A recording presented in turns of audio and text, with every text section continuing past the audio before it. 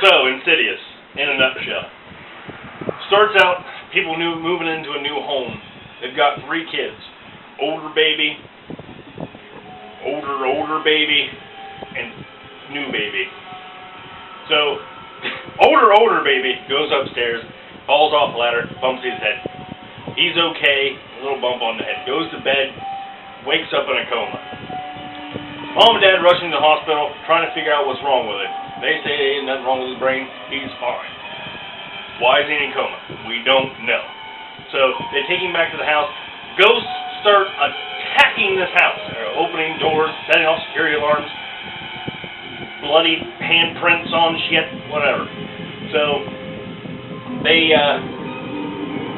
move to a new house because wife freaks out. And they get to the house and there's a little kid ghost popping and walking in the living room. She's freaked out and he's running around the place and jumping over and yelling at her and stuff like that. And they're rocking horses going back and forth all the time. So they move to this, they call in a psychic. After his mother sees Darth Maul trying to bite him in the neck. So they call in a psychic. And the psychic, before she comes over, sends over 2 Mormons. The Mormons run these checks with a viewfinder and a big flashlight and this weird microphone thing on a stick. And he sees 2 white-haired chicks in dresses. So they're like, ooh, we need to call a psychic. The psychic comes in and the psychic's like, okay, well this is what the problem is. Your son's not in a coma. He's haunted. And he's haunted because he's astral projecting, which makes perfect sense because little kids astral project. So they go, get the fuck out of my house. Because it doesn't make any sense. And they come back. And apparently when you're astral projecting also, you're a ghost magnet. Ghosts just want to come and hang out and take your body and all kinds of craziness. So they have a big seance thing. And the demon shows up and puppeteers the kid into beating the shit out of the Mormons. And then, so that ends. And then they're like, okay, the reason your kid can astral project is because the father can astral project. Again, which makes perfect sense. Because he remembers none of it. He was a kid and got haunted by some crazy old lady with a candle who had a big crazy shark tooth smile wearing black veil. So, they convinced the father to astral project. And the father astral projects, he goes after the son. He goes after the son, and they find this demon. And the demon, okay, Darth Maul's face, with crazy weird curly-coo haircut, like kind of slopes down, like a bowl cut.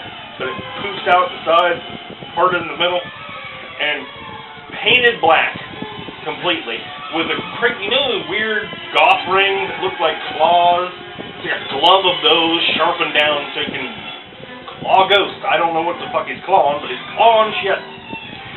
And he's got weird goat legs, but only below the knees.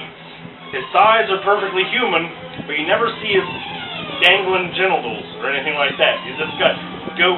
Like, apparently demons have introverted penis. Or hot pants. But then he's got goat feet, and then hooves, like cloven hooves, and he's got a tail that looks like it's covered in fur, but it's weird and patchy, kind of like wet fur, like a wet squirrel tail. And then they finally and the ghost demon thing knocks the kid down, goes, and the big kid falls over, and then the dad's like, oh, and he runs over and picks him up, and he's finding their way back to the house because his wife's screaming at him.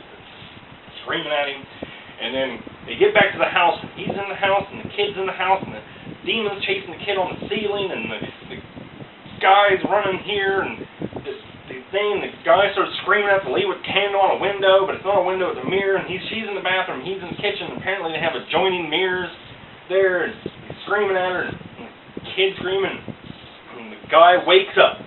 Wait! Yelling to leave the mirror. And then the kid wakes up, and he goes in the kitchen with his mother and his grandmother and starts eating spaghetti with a spoon. So, the guy's in the living room with the crazy psychic. The crazy psychic is like, ooh, something's weird. So he takes a picture of him real quick, and he goes freaking nuts and strangles her. Because that's what you do with psychics. And then the wife comes in after, like, he was screaming and yelling at the psychic in the other room, and no one can hear anything from the kitchen. And they come into the room, and then she's like, oh, she's dead. It doesn't freak out, really. Oh, she's, oh. And then she picks up the camera, and it's like, oh, oh, oh. And it's like suspense noise, and zooms out. then she's like, where are you? Where are you? And she's running around the house, and she comes back to the living room, and she looks at the camera again, and then the guy goes, I'm right here. And then credits. This is the end. Yeah. Then it ends with the